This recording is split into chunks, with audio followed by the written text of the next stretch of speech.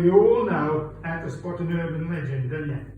Surefire way to spot an urban legend is the teller always insists that it's true. They know it's true because it happened to a friend of a friend and never acquainted with the person in the story. But in this case, I am acquainted. This is about a mate of mine. So it ain't quite an urban legend. Well, not yet, but it could be, I suppose. And the date was the 22nd of September 2002. And my mate, he'd come home from work early that day. And he was in a good mood because, you see, he's got this passion for real ale. And he got this little outing planned for that very evening where he's going to visit a few of his favourite pubs. But when he got home, his wife said, being as you're home early, you can put that shelf up in the kitchen.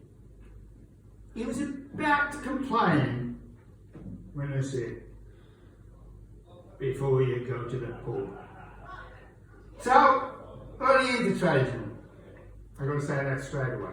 He got his tools out and he started. Now then, I want you to listen very carefully to this next bit because in the last few months I've had people emailing me and ringing me up and asking me about fixing things to walls. Now I thought they had him on at first, but apparently they ain't got a bloody clue. So if you listen, you'll figure it out. You see, first thing you've got to have is a drill of the right diameter. Then you need a plug that fits in that hole. Then you need a screw of the right length and the right gauge to fit into both. Dirty devil. And, well, I ain't saying everything was just like that with my mate's job, you see. I mean, if you've ever fixed something to a wall, you know that satisfying feeling when you lock it down and you know you're going to have to pull the wall over to get it off. Yeah? Well, it wasn't quite like that. I think the kindest way to describe it is it was a little bit spongy. Well, he put it up and he was satisfied with it. So he went and he had his bath and he had his tea and off he went for his evening out. Now, I told you he'd got a passion for real ale. Also, he got a passion for pickled eggs. Now these are like Marmite, you either love them or hate them.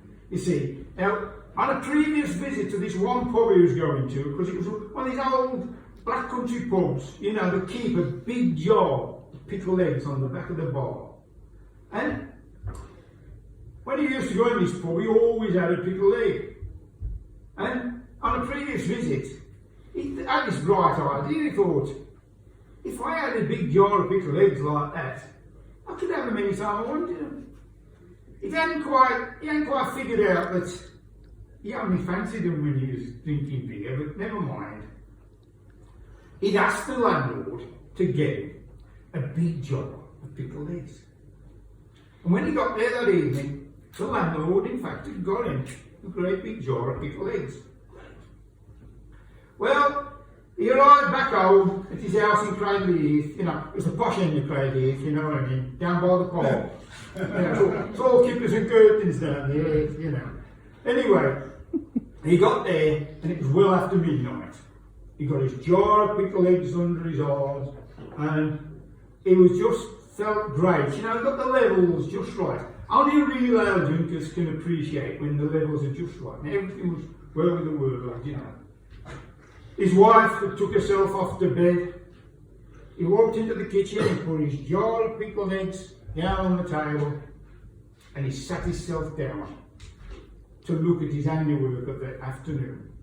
Now, while he'd been out, his wife had made a nice display on the shelves of all the blue and white china she'd been collecting for the last 20 years.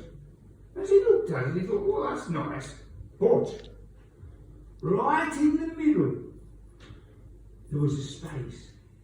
It needed something. you know, to finish it off. And then this dim little light went on in his brain and he thought, me pickled eggs. So he took his jar of pickled eggs and very carefully he positioned it exactly in the centre.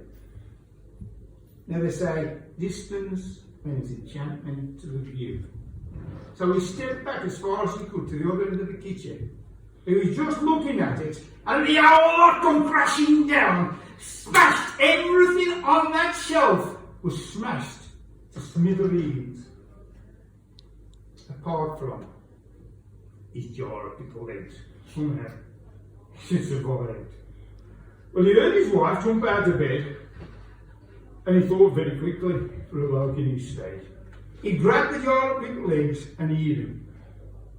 Well, his wife came down the stairs at exactly 7 minutes to 1 local time. And when she got to the bottom of the stairs, she stopped dead because the house started to shake. And this carried on 20 or 30 seconds at the most. She had to hold on to the newel post to support herself. And then it stopped as quickly as it started. She walked in the kitchen. They said, what happened? He said, I don't know, but I think we had an earthquake.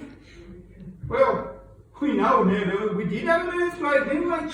You know, the Dudley earthquake.